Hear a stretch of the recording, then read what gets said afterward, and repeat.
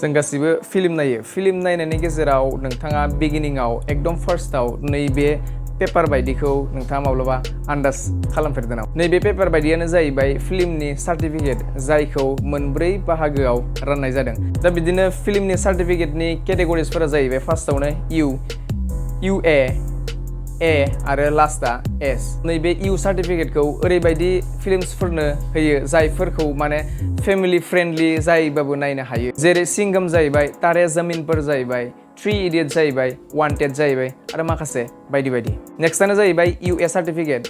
नैबे सार्टिफिकेटखौ ओरैबायदि फिल्मसफोरनो होनाय जायो जायफोर फिल्मखौ माने माखासेयानो नायनो हायो खिन्थु 12 इयार्सनि गाहायनि गथ'साफोरा नायनो हाया।